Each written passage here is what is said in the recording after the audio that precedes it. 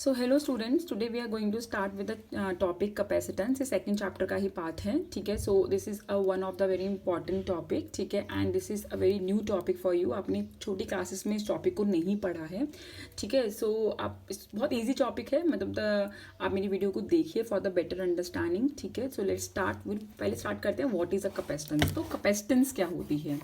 Capacitance को हम letter सी के साथ डिनोट करते हैं। We are denoting the capacitance with the letter C. So what is the capacitance? It is the capacity to store charge, ठीक है। सो क्या होता है कैपेसिटेंस? नाम से क्लियर हो जाता है कैपेसिटेंस। तो कैपेसिटेंस क्या है? Capacity to store the charge, ठीक है, capacity to store the charge, ठीक है। और ये जो कैपेसिटेंस है, ठीक है, ये है capacity to store the charge. और यहाँ पे एक और वर्ड है, दैट इज अ कैपेसिटर। तो कैपेसिटर एक डिवाइस है जो चार्ज को स्टोर करता है, ठीक है। सो जिस डिवाइस के अंदर चार्जेस स्टोर होते हैं, ठीक है, जिस कंडक्टर के अंदर चार्जेस स्टोर होते हैं, जिस कंडक्टर के अंदर चार्जेस स्टोर होते हैं, उसे हम कैपेसिटर बोलते हैं। क्या बोलते हैं हम उसे? कैपेसिटर बोलते हैं। और कितना चार्ज स्टोर हो रहा है उस कंडक्टर के अंदर, the amount of charge store in that conductor is called the capacitance. तो कैपेसिटेंस कैपेसिटी है चार्ज को स्टोर करने की, और कैपेसिटर क्या है? डिवाइस है जो चार्ज को स्टोर करता है। सो अब किसी भी कंडक्टर की कितनी कैपेसिटी है चार्ज को स्टोर करने की, अगर हमें ये फाइंड आउट करनी है, दैट मीन्स हमें उसकी कैपेसिटेंस फाइंड आउट करनी है, तो हम कैसे करेंगे? सो देखिए, charge is directly proportional to V. आपको पता है, मैंने आपको सेकंड चैप्टर में बताया था कि जितना ज़्यादा चार्ज होगा उतना ज़्यादा पोटेंशियल हो जाएगा, ठीक है। मतलब a body have a high charge then a body have a high potential. If a body have a low charge it have a low potential. So charge is directly proportional to V, ठीक है। So charge is directly proportional to V. So अब हम यहाँ क्या करेंगे, what we will do here, हम यहाँ पे डायरेक्टली प्रोपोर्शनल का साइन हटा के हम यहाँ पे कांस्टेंट डाल देंगे, दैट इज अ सी। सो ये जो कांस्टेंट है यहाँ पे वो क्या है आपके पास? कैपेसिटेंस। क्या है आपके पास? कैपेसिटेंस। तो आपके पास सी क्या बनेगा? आपके पास जो सी होगा that will be a Q upon V, that will be a Q upon V. So this is the formula of C is equals to Q upon V. So आपकी कैपेसिटेंस कितनी हो जाएगी? कैपेसिटेंस का formula क्या होता है? Total charge upon total potential. So this is the total charge upon total potential, ठीक है। इसका यूनिट है फैरड, ठीक है। ये मिशेल फैरड के नाम पे रखा गया है, तो फैराडे के नाम पे रखा गया है। यूनिट फैरड है। इसे हम स्मॉल लेटर, इसे हम कैपिटल एफ से रिप्रेजेंट करते हैं फैरड। पर farad is a very big unit, ये बहुत बड़ी यूनिट है। मतलब 1 फैरड के अंदर हमारे पास 965, 1 फैरड का मतलब है कि you have store a 96500 coulomb charge, which is a very big unit, ठीक है, वेरी वेरी बिग यूनिट। तो इसको छोटा बनाने के लिए हम क्या करते हैं, इसके आगे नैनो, मिली, पीको, फेम्टो कुछ भी लगा सकते हैं। देखो, नैनो का मतलब 10⁻⁹, मिली का मतलब 10⁻3, पीको का मतलब 10⁻12। सो आपके पास जो फैरड है it is a very big unit. तो हम कभी भी अकेला फैरड यूज़ नहीं करते हैं। हमेशा आपको जो भी क्वेश्चंस आएंगे आप देख सकते हो, उसमें माइक्रो फैरड, उसमें नैनो फैरड, उसमें पीको फैरड हमेशा लिखा होगा, ठीक है, ठीक है। ओके क्लास, तो नाउ क्लास अब हम क्या करते हैं, हम कैपेसिटेंस निकालते हैं, capacitance of a spherical conductor. So we are going to find out the capacitance of a spherical conductor, ठीक है। तो हम कैपेसिटेंस निकालने वाले हैं एक स्फेरिकल कंडक्टर की। सो यू हैव अ कंडक्टर, आपके पास एक कंडक्टर है, स्फेरिकल शेप में है, ठीक है, जिसका रेडियस आर है। The radius of the conductor is R and at the centre you have taken a charge positive Q. आपने सेंटर में कितना चार्ज ले लिया? Positive Q. सो आपके पास एक स्फेरिकल कंडक्टर है जिसके सेंटर में चार्ज पड़ा है पॉजिटिव क्यू, और ये इसका रेडियस है, ठीक है। सो हमने ये पी पॉइंट लिया इसके सरफेस पे जहाँ पे मुझे पोटेंशियल निकालना है। So the potential at point P due to charge positive Q, due to charge positive Q. So आपके पास चार्ज कितना है? ये पॉजिटिव क्यू चार्ज है। तो इस पॉजिटिव क्यू चार्ज की वजह से इस पी पॉइंट पे कितना पोटेंशियल होगा? सो आप लोगों ने पिछली प्रीवियस वीडियो में किया हुआ है potential due to a point charge. So एक पॉइंट चार्ज की वजह से कितना पोटेंशियल होगा? So that will be a 1/4πε0, ठीक है, वो चार्ज और जिस पॉइंट पे हम उसका पोटेंशियल निकाल रहे हैं उसके बीच का डिस्टेंस, दैट इज आर, ठीक है।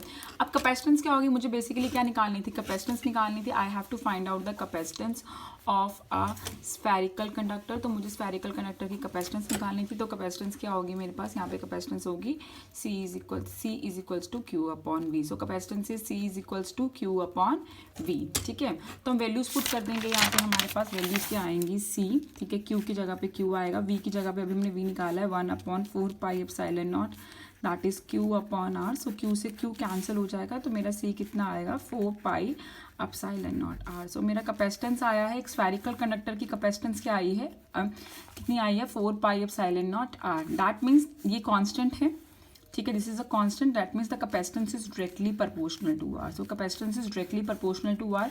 कैपेसिटेंस मतलब क्या है, कैपेसिटी टू स्टोर चार्ज, ठीक है।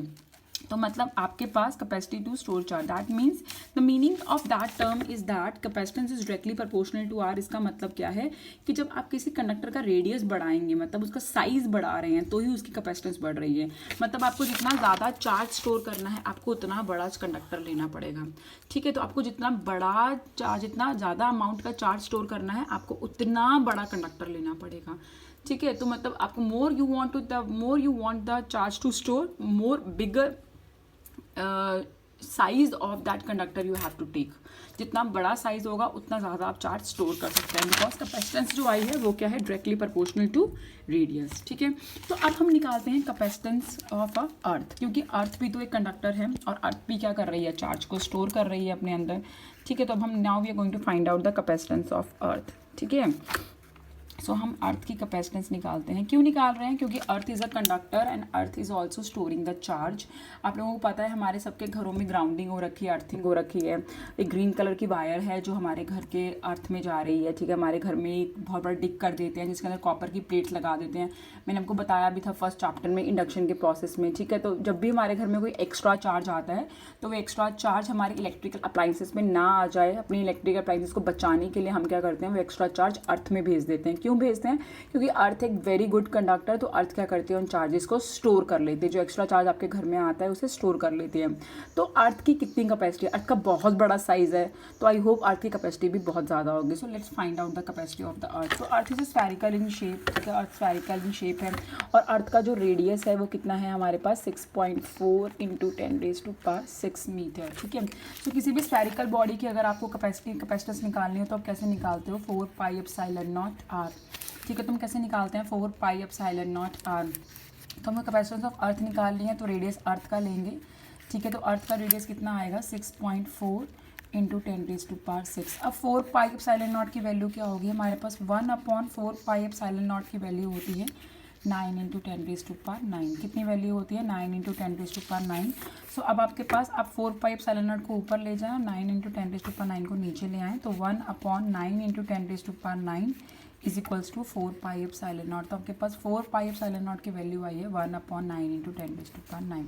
सो अब ये वैल्यू यहाँ पुट कर दीजिए, अब यहाँ वैल्यू यहाँ पुट कर दीजिए। So is the 1 × 9, 4 pi epsilon की जगह आपने पुट किया 1/9 × 10⁻⁹ और आपके पास ये आएगा 6.4 × 10⁻⁶। अब जब उसे सॉल्व करोगे तो आपके पास आएगा 0.711 into 10⁻³ फैरेड। तो this is the capacitance of earth which is not equal to 1 farad. तो देखिए आपकी इतनी बड़ी अर्थ है और वो अर्थ के अंदर अर्थ की कैपेसिटेंस भी 1 फैरेड नहीं है। That mean even earth is not storing the charge 96500 coulomb. तो that mean 1 farad is a very very very very big term, ठीक है। So and 1 farad is a very big term. Even earth का इतना बड़ा size होने के बावजूद भी अर्थ यहाँ पे 1 फैरेड देखो नहीं आ रहा है, यहाँ पे भी 1 फैरेड से छोटी टर्म आ रही है, ठीक है। तो इसे हम कैसे लिख सकते हैं, इसे आप ऐसे पे लिख सकते हो, आप you can write it is 711, ठीक है। यहाँ पे आप 3 पॉइंट हटा रहे हैं तो यहाँ पे -3 हो जाएगा, तो ये -3 ऑलरेडी था, -3 -6 बन जाएगा और आप 10⁻⁻⁶ को क्या लिख सकते हो, 711 micro farad. So this is the capacitance of earth which is less than 1। सो अब आप कितना बड़ा कनेक्टर लेंगे कि आपकी जो कैपेसिटेंस है वो 1 फैरेड की हो जाए। मतलब आपको क्या पता लग रहा है इससे कि 1 farad is a very very very big quantity. तो अगर आपके पास एक कंडक्टर है जिसकी कैपेसिटेंस 1 फैरेड है तो उसका रेडियस कितना होना चाहिए, ठीक है। So if you have a capacitor जिसकी कैपेसिटेंस 1 फैरेड है तो उसका रेडियस कितना होना चाहिए, what will be the radius. तो क्या करेंगे, C is equals to 4 pi epsilon naught R करेंगे, ठीक है। सो यहाँ पे आपके पास कैपेसिटेंस क्या हो जाएगी 1 फैरेड, ठीक है, और 4 पाई एप्सिलॉन नॉट की वैल्यू हो जाएगी 9 × 10⁻⁹। सो रेडियस हमें निकालना है उस कंडक्टर का, ठीक है। हम इसको ऊपर ले जाएंगे। सो मेरे पास ये आएगा 9 × 10⁻⁹ मीटर, ठीक है। तो दैट मीन्स जिस कंडक्टर की कैपेसिटेंस जिस कंडक्टर की कैपेसिटेंस 1 फैरड होनी चाहिए, जिस कंडक्टर की कैपेसिटेंस 1 फैरड होनी चाहिए, उसका रेडियस कितना होना चाहिए? 9 × 10⁻⁹. So this radius is 1500 times greater than the radius of earth. So this radius is 1500 times the radius of earth. So it is very radius of earth. So I just मतलब it is a very big size. मतलब इतना बड़ा conductor फिर हम store कहाँ करेंगे? हम इसे कहाँ रखेंगे? इसमें चार्ज तो स्टोर कर लेंगे पर फिर उसे कहाँ रखेंगे हम? देखिए जैसे बिकॉज वो अर्थ से भी बड़ा है, अर्थ से भी 1500 गुना बड़ा होगा. सो इट इज़ वेरी डिफिकल्ट. तो मतलब ऐसे तो कैपेसिटेंस नहीं चलेगा, हमें कोई ऑल्टरनेटिव देखना पड़ेगा. मतलब हमें जितना ज़्यादा चार्ज स्टोर करना है हमें उतना बड़ा कंडक्टर लेना पड़ेगा, हमें उतना बड़ा साइज लेना पड़ेगा. अब आपके फैंस हो जाएं, आपके फ़ोन्स हो जाएं, इन सब में कैपेसिटर लगा होता है. They all have a capacitance, पर इनका साइज़ तो बहुत छोटे हैं. ठीक है, तो इनके अंदर जो कैपेसिटेंस होंगे वो भी बहुत छोटे होंगे. तो वो छोटे कैपेसिटेंस तो कम चार्ज स्टोर करेंगे. सो यहाँ पे फिर वो हमारे पास टेक्नैलिटी में इशू आ जाएगा. तो हमने क्या किया, एक ऑल्टरनेटिव प्रिंसिपल सोचा कैपेसिटेंस के लिए. ठीक है, हमने एक ऑल्टरनेटिव एक प्रिंसिपल सोचा जिसमें हमने एक कंडक्टर की जगह 2 कंडक्टर यूज़ किए. ठीक है, हमने क्या किया, एक कंडक्टर की जगह 2 कंडक्टर यूज़ किए. मैं आपको हल्का सा हिंट दूंगी. ठीक है, बाकी आपको खुद इसके बारे में सोचना है बाकी. ठीक है, मैं आपको एक सिचुएशन में छोड़ के जाऊंगी. ठीक है, जिसमें आप खुद सोचोगे कि आप 2 कंडक्टर की हेल्प से कैपेसिटेंस कैसे बढ़ा सकते हो. आपको पता लगा अगर एक ही कंडक्टर है तो उसकी कैपेसिटेंस को बढ़ाना है तो आपको रेडियस बढ़ाना पड़ेगा. बट आपने देखा कि अगर आपको सिर्फ अगर इसी प्रोसेस से अगर आपको 1 फैरड का कैपेसिटर, 1 फैरड का चार्ज स्टोर कराना है तो आपका जो कंडक्टर है उसका साइज 1500 टाइम्स बड़ा होना चाहिए अर्थ से, which is not possible. So that means we have to think about the alternative principle to store the charge in the capacitor. हमें कोई और प्रिंसिपल सोचना पड़ेगा. ठीक है, कोई और टेक्निक सोचनी पड़ेगी जिससे हम क्या कर सकें, किसी भी कंडक्टर के अंदर चार्ज को स्टोर कर सकें. ठीक है, ठीक है, समझ आया आपको? So now class what we are going to do, हम लोग क्या करेंगे, मैं आपको बता रही हूँ, मैं एक की जगह यार मैं 2 कंडक्टर्स लूँगी. ठीक है, आई हैव टेकन 2 कंडक्टर्स, एक ए और एक बी, और दोनों को मैंने पैरेलल रखा. क्यों रखा ये आप मुझे बताएंगे. ठीक है, मैं इसके बारे में आपको कल बताऊंगी. मैं आपको छोटा सा एग्जाम्पल देके जा रही हूँ. यहाँ पे आपके पास एक भरी हुई बाल्टी, यू हैव अ बकेट. ठीक है, that is a full of water. ठीक है, फुल ऑफ वाटर. अब इस बकेट में अगर आप एक्स्ट्रा वाटर डालेंगे तो इस बकेट में से वाटर लीक होना शुरू हो जाएगा बिकॉज ऑलरेडी इस बकेट का कैपेसिटी फुल हो गया है. So what you will do, आप क्या करोगे, इसके सामने एक और खाली बकेट रख दोगे. आप you will take a empty bucket in front of it, और जब ये बकेट फुल हो जाएगी तो आप क्या करोगे, इसमें से वाटर निकाल के इस बकेट में ट्रांसफर करना शुरू कर दोगे.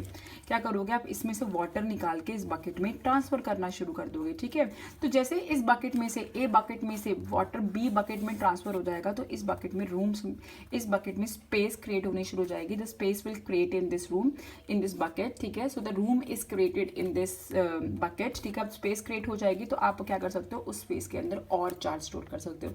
Now you can store a more charge on this bucket. ठीक है, सो मतलब आपने जब ये बकेट फुल हो गई तो आपने इसमें से क्या किया, वाटर निकाल के दूसरी बकेट में ट्रांसफर किया. तो जब आपने इसमें से पानी निकाल के दूसरी बकेट में ट्रांसफर किया तो इस बकेट में और स्पेस होगी पानी को स्टोर करने की. तो दैट मीन्स इस बकेट की कैपेसिटी बढ़ती जा रही है क्योंकि आप इसका पानी निकाल के दूसरी बकेट में डालते जा रहे हो. सो व्हाट हैपनिंग, इसके अंदर स्पेस बढ़ता जा रहा है. ठीक है, तो ऐसा ही कुछ प्रिंसिपल यहाँ यूज होगा, पर आपको पता है वो कौन सा प्रिंसिपल है, मैंने पढ़ाया हुआ है. आपको थोड़ा सा दिमाग लगाना है. ठीक है, मैं आपको समझा देती हूँ. ये बकेट पूरी चार्ज होगी, ये प्लेट पूरी चार्ज होगी एंड दिस प्लेट इज अनचार्ज. ठीक है, अब आपको पता होना चाहिए. अब तो मैंने बहुत बड़ा हिंट दे दिया कि क्या प्रिंसिपल होगा कैपेसिटर का. सो आप सब अपने अपने व्यूज़ मुझे, ठीक है, मुझे पर्सनली भेज सकते हो. प्रिंसिपल ऑफ कैपेसिटर है नेक्स्ट टॉपिक. तो पर आपको मैं एक सिचुएशन में छोड़ के जा रही हूँ जहाँ आपको सोचना है कि अगर ये एक प्लेट चार्ज है, फुली चार्ज है, मैक्सिमम चार्ज है, तो इसका कैपेसिटेंस को बढ़ाने के लिए मैंने इसके सामने एक अनचार्ज प्लेट रख दी, एक अनचार्ज प्लेट रख दी. तो ये अनचार्ज प्लेट इस चार्ज प्लेट की कैपेसिटेंस को कैसे बढ़ाएगी. आप ये प्रिंसिपल कर चुके हैं मेरे से. ठीक है, आपको थोड़ा सा दिमाग लगाना है अपना.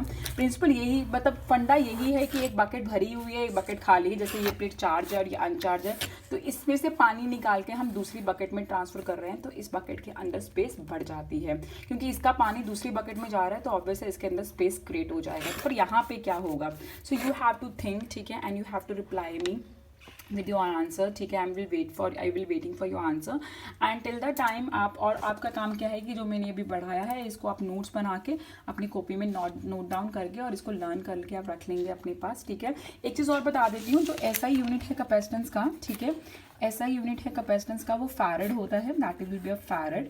और जो CGS यूनिट होता है, CGS यूनिट होता है that will be a state farad, ठीक है। सो STT फैरेड बोलते हैं इसको, ST फैरेड बोलते हैं। ST क्या है, स्टैट फैरेड, ठीक है। स्टैट कूलम याद है ना आपको, तो उसके शॉर्ट फॉर्म क्या है, ST फैरेड, ठीक है। So I hope the point is clear. So आप प्लीज़ के बारे में सोचिए, ठीक है। एंड अगर कुछ भी समझ आता है आपको या आपके कोई व्यू पॉइंट है तो आप प्लीज़ मुझे शेयर करिए, ठीक है। तो आपके बारे में जो भी आपके पॉइंट सही हैं, नहीं हैं, गलत हैं, आपने क्या सोचा, मैं कैसे सोच रही हूँ, हम ये लोग नेक्स्ट वीडियो में डिस्कस करेंगे। Okay class, till the time stay at home, stay safe, God bless you and thanks you for watching my video.